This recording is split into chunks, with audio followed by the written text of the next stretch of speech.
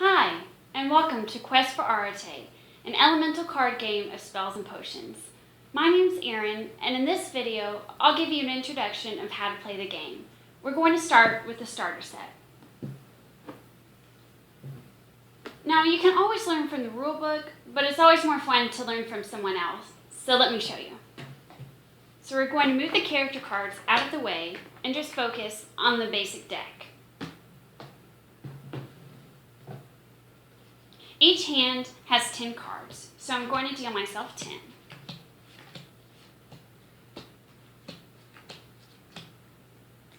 So first, let's orient ourselves to the cards. In the upper left corner of each card, there's a card icon, which looks like a stylized lowercase letter A. In Quest for Arete, there are 9 different element types, and they're all color-coded. So on this card, the card icon is blue for hydrogen.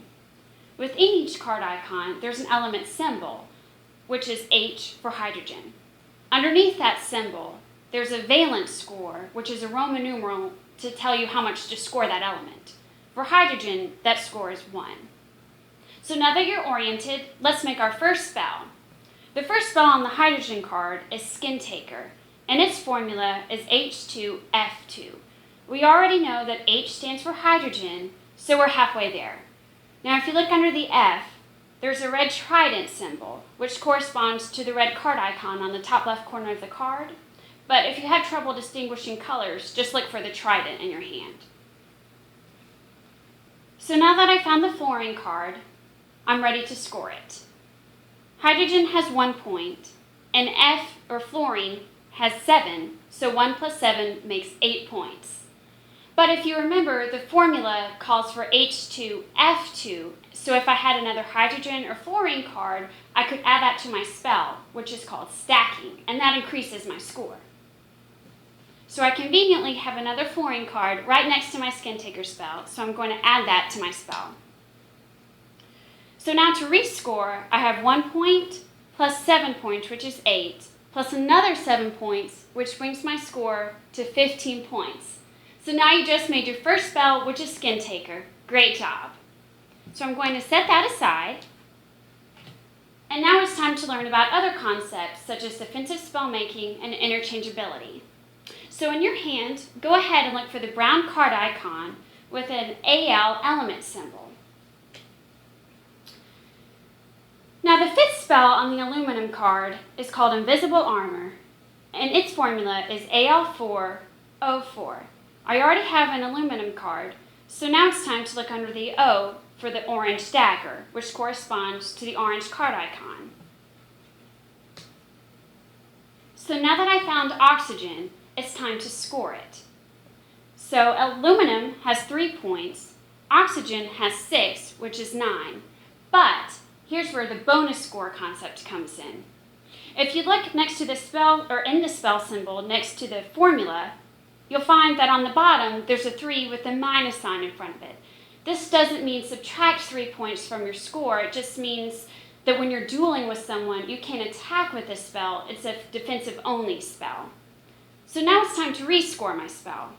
I have 3 for aluminum, 6 for oxygen, which brings my score to 9, plus 3 for the bonus score. Don't forget about that. So that brings my score to 12 points. But if you remember, you can stack spells.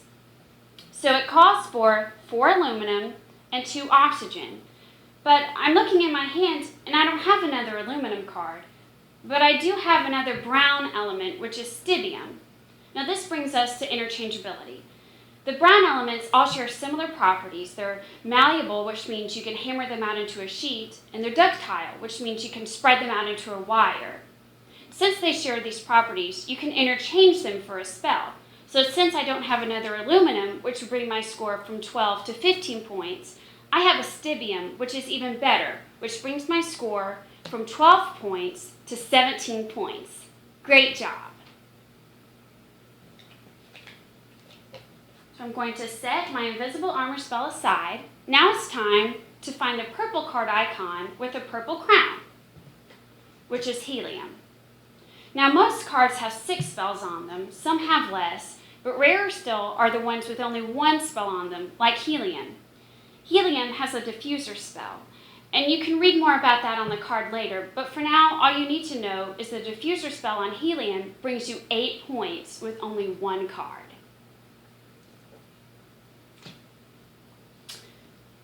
Now it's time to make our last spell. So find the yellow card icon with the yellow shield for scandium, or SC as its element symbol. Now if you look on the second spell is Cruel Breeze, and its formula is Cu2, Fr2, Se4. Now the yellow shield under the Cu points us to the Cu, or cuprum card. But the only other card I have is not francium or the Fr, it's beryllium, Be. But, like the brown elements, the green elements are also interchangeable. They share similar properties such as a very low density, some even float, and they have a strong reactive property with water.